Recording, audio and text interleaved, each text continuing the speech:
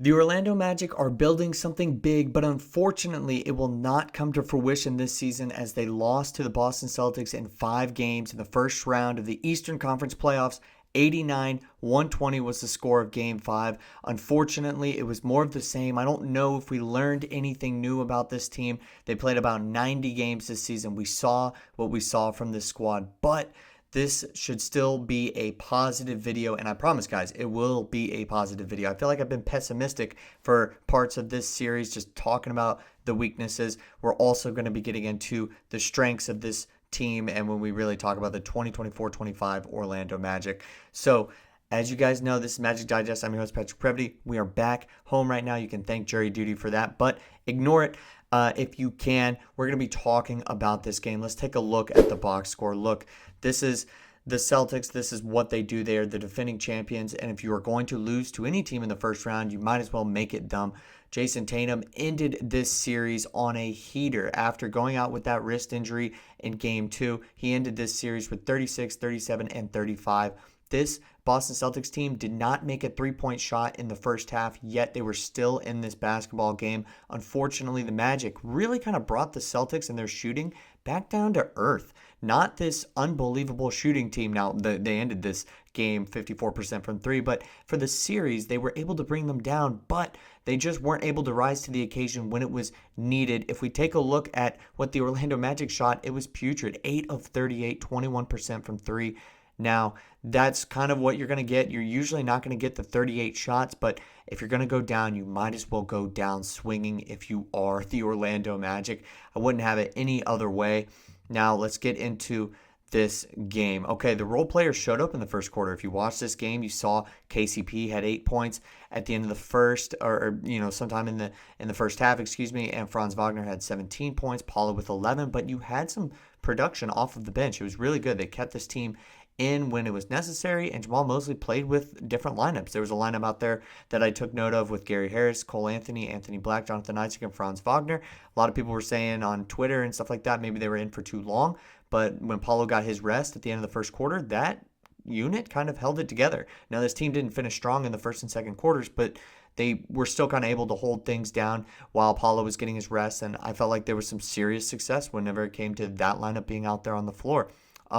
They limited the turnovers in the first half, 27-18. They won the rebounding battle in the first half, 23% in the second quarter from the floor for the Magic, but they still were up at halftime. That was a huge thing. This team had a shot to win this basketball game, but unfortunately, some of those things that they were able to get away with in the first half, you just knew they weren't going to get away with for the entire game. And as I mentioned earlier, 0 3-pointers from the Celtics in this game. It was coming. Could they handle it? No, unfortunately, they couldn't. There was a terrible foul call on Paolo Banchero that gave him that 5th foul at the very beginning of the third quarter. I believe, 11 minutes or maybe 9 to 11 minutes left to go in the third quarter. That pretty much eliminated him for the rest of that quarter. That's where Boston did their damage. They outscored the Orlando Magic 36-13 in that quarter, and Orlando didn't make a three, and Boston got hot and finally started making threes, started making their shots. That was all she wrote. And then by the time the fourth quarter rolled around, when Paolo Banchero was able to come back in, there wasn't enough. We know that this team has some flaws, some fatal flaws, and it came back to bite them. But they stayed in this series with the Boston Celtics, and that is something to be proud of. Now, other things that I noted before we'll get into the positives of this series and what went right for this Orlando Magic team. Jamahl Mosley also trotted out lineups with Banchero, Isaac, Bataze, Cole Anthony, KCP. Look, that was pretty cool. I thought that was really good for this team, and I felt like Jonathan Isaac was kind of getting those minutes from that Paolo Banchero was out and when they weren't paired on the floor, and I didn't think he played well enough, but I still felt like he gave it an admirable shot, and I saw some changes from Jamahl Mosley that maybe he wouldn't have made if Paolo Banchero wasn't in so much foul trouble, but I thought that was good to see. But unfortunately, just not enough in this game shooting-wise for the Orlando Magic to take advantage of, and that has been this Achilles heel for this team all season long. Okay, so overall feelings of this series, as I've mentioned, this is still positive. This team won 41 games this year without Jalen Suggs.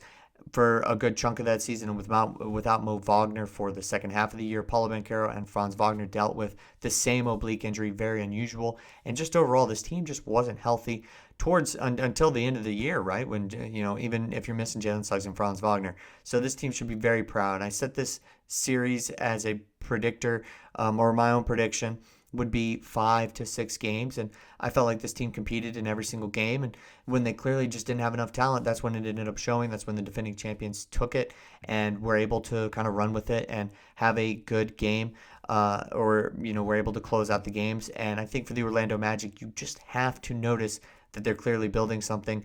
And even though this team might leave with a dirty reputation in regards to what other fans of the NBA think or whatever Boston Celtics fans think, this team played admirably and they did what they could or what they felt they needed to do to make the series competitive. And I felt like it was a very competitive 5-game series for all things considered, even with this team's shortcomings. Paolo and Franz combined going into Game 5 with for 61% of this team's offensive production.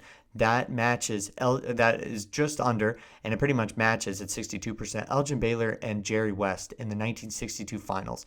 That is unbelievable, really, when you look at it. There were other very interesting duos on that list, all 40, 50 years in the past, except for Sprewell and Larry Johnson, I believe, in the 1999 finals. They showed it on the broadcast. Those guys obviously, were outmanned against the Spurs team in the finals. That's kind of what this felt like for Paolo Banchero and Franz Wagner in this series. Their production, 61%, and I'm sure this game probably did not bring it down very much, is just a story of what this team is doing. But it is still a very positive thing because we know that this team has 2 all-NBA caliber players, not just all-stars, all-NBA caliber players, especially if they can take another jump next season.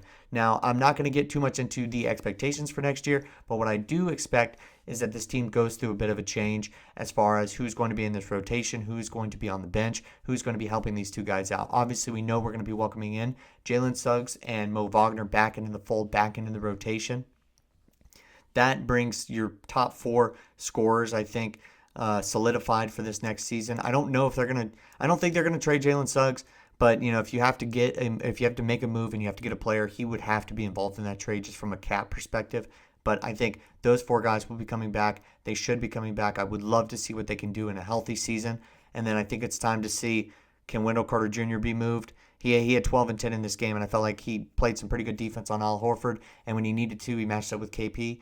But maybe there's something out there. Corey Joseph and Gary Harris probably can't be on a championship contending rosters or in a championship contending rosters rotation, but this team is clearly building something. They're going to have to move around some parts. They got some positive or some good contracts as far as Jonathan Isaac is concerned, Bataze as well. They could potentially move. Obviously, those guys didn't really finish the season very strong, but there could be something there, and maybe you move Anthony Black and Tristan Silva more into the fold in this coming season. I think they don't have very much in Jet Howard and even Caleb Houston. So those guys are probably going to have to be either moved down in the rotation or moved in some sort of way to get a 3-and-D guy. Feels like we got a lot of defensive guys, got no guys who can hit the 3, but this team is seriously building something. I think they've impressed a lot of people. Forgive me if this video was a little bit all over the place, but I think I've covered everything and all of the bases of what has happened in this series and what has happened in this game. Unfortunate that this team ended up losing by 31 points. Excuse me if I said that was less than 30 or it was like a 20-plus point loss. It was a 31-point loss.